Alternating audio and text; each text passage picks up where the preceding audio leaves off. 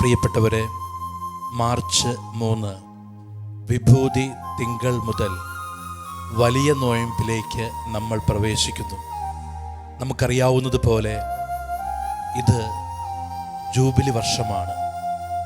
ഈ ജൂബിലി വർഷത്തിൽ പ്രത്യാശയിലേക്കാണ് സഭ നമ്മളെ ആഹ്വാനം ചെയ്യുന്നത്. രക്ഷയിലേക്ക് മടങ്ങിപ്പോകേണ്ട, യേശുവിലേക്ക് നടക്കേണ്ട നാളാണ് നോയമ്പ് കാലഘട്ടം. പ്രത്യാശയോടെ നമ്മെ കാത്തിരിക്കുന്ന ദൈവത്തിലേക്ക് നമ്മൾ നടക്കുന്നു.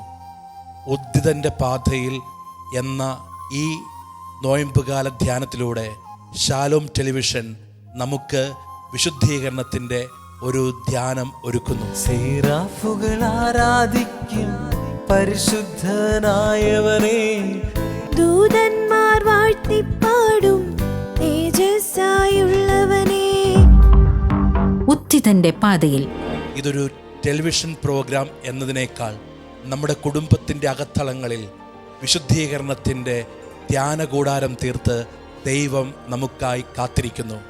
അതിനാൽ വചനത്താൽ വിശുദ്ധീകരിക്കപ്പെട്ട് പിതാവായ ദൈവം യേശുവിലൂടെ ഒരുക്കുന്ന ആ രക്ഷയുടെ സ്നേഹത്തിലേക്ക് പ്രത്യാശാപൂർവം കടക്കുവാൻ ഈ നോയമ്പുകാല ധ്യാനം കാരണമാകട്ടെ.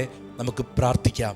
ഓരോ ദിവസവും ധ്യാനിക്കുവാൻ തരുന്ന വചനങ്ങൾ ആവർത്തിച്ച് ധ്യാനിച്ച് വചനത്താൽ വിശുദ്ധീകരിക്കപ്പെട്ട് ദൈവ പൈതലായി മാറുവാൻ ഈ ധ്യാനം കാരണമാകട്ടെ.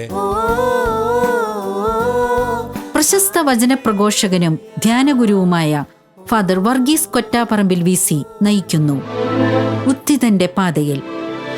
മാർച്ച് 3 മുതൽ എല്ലാ ദിവസവും രാവിലെ 5:30 ഉച്ചയ്ക്ക് 1 മണിക്കും രാത്രി 9:30.